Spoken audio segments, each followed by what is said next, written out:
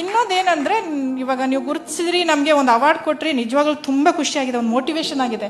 I don't know ಹೇಗೆ ನನ್ನ ಹೆಸರು ಬಂತು, ಹೇಗೆ ತಗೊಂಡ್ರು ಏನು ಗೊತ್ತಿಲ್ಲ, ಜೂರಿಸ್ ಯಾವ ಥರ ಸೆಲೆಕ್ಷನ್ ಮಾಡಿದ್ರು ಏನು ಗೊತ್ತಿಲ್ಲ. ಮೆಸೇಜು ಕಾಲ್ ಬಂದಾಗ ನಿಜವಾಗ್ಲೂ ನಂಗೆ ಶಾಕ್ ಅನ್ನಿಸ್ತು, ಹೇಗೆ ತಲುಪ್ತು ಅಂತ. ಬಟ್ ಇಲ್ಲಿ ತನಕ ರೀಚ್ ಆಗಿದ್ದು ನಂಗೆ ಈಸಿ ಇರಲಿಲ್ಲ. ಯಾಕಂದ್ರೆ ಒಂದು just its way to deserving winners, ಖಂಡಿತ Yashoda. That's why you didn't have to nominate yourself, apply, and that says so much about the Inspire Awards ಕೂಡ. ಇನ್ಸ್ಪೈರ್ ಅದು ನಾನೇನಕ್ಕೆ ಇದನ್ನ ಹೇಳಕ್ ಹೇಳ್ತೀನಿ, ಒಂದು 2 ಲೈನ್ಸ್ ಅಲ್ಲಿ ಹೇಳ್ತೀನಿ. ನಾನು ಫಸ್ಟ್ ವಿಷಲ್ ಇದ್ದಾಗ ನಂಗೊಂದು ಆಕ್ಸಿಡೆಂಟ್ ಆಗುತ್ತೆ. ಆಕ್ಸಿಡೆಂಟ್ ಆದಾಗ ನಂದು ರೈಟ್ ಲೆಗ್ ಆಂಪ್ಯೂಟ್ ಆಗುತ್ತೆ, ebony. I am wearing artificial leg. So ಅಲ್ಲಿ ತನಕ ಹಾಡ್ತಾ ಓಡ್ತಾ ಬೆಳೆದಿದ್ದೋಳು ಫಸ್ಟ್ PUC ಅವಾಗ. ಬಟ್ ಅವಾಗ ಬೇಜಾರಾಗಿದ್ದು ನಿಜ, ಎಲ್ಲ ನಿಜ. ಬಟ್ ಅವಾಗ ಅನ್ಸಿದ್ದೇನು ಗೊತ್ತಾ, ನನಗೆ ಓಡ್ಲಿಕ್ಕಾಗಲ್ಲ, ನಾನು ನಡಿಬೋದು ಆರ್ಟಿಫಿಷಿಯಲ್ ಹಾಕೊಂಡು, ಓಕೆನಾ. ನನಗೆ ಬೇರೆದೇನು ಕಾಣಲಿಲ್ಲ, ನನ್ನ ಲೈಫು ನಾನು ಮುಂದಕ್ಕೆ ಏನಾದರೂ ಮಾಡಬೇಕು ಅನ್ನಿಸ್ತು.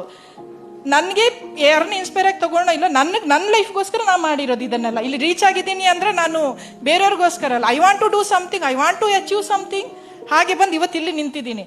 ನಾನೇನು ಹೇಳಿದ್ರೆ, ಲೈಫಲ್ಲಿ ಎಷ್ಟೋ ಏನೇನು ಬರುತ್ತೆ ಹೋಗುತ್ತೆ, ಯಾವುದನ್ನು ತಗೊಬಾರ್ದು. ಎಲ್ಲದಕ್ಕೂ ಒಂದು ಸೊಲ್ಯೂಷನ್ ಇದ್ದೇ ಇದೆ. ಆ ಸೊಲ್ಯೂಷನ್ ತಗೊಂಡು ಮುಂದೆ ಲೈಫನ್ನ ಲೀಡ್ ಮಾಡ್ತಾ ಹೋಗಿ ಅಂತ ಹೇಳೋದಕ್ಕೆ ಇಷ್ಟಪಡ್ತೀನಿ. ನನ್ನನ್ನು ಇಲ್ಲಿ ಸೆಲೆಕ್ಷನ್ ಮಾಡಿ ಇವತ್ತು ಹಾನರ್ ಮಾಡೋದಕ್ಕೆ, ಅವಾರ್ಡ್ ಕೊಟ್ಟಿದ್ದಕ್ಕೆ ಎಲ್ಲರಿಗೂ ತುಂಬ ಥ್ಯಾಂಕ್ ಯು.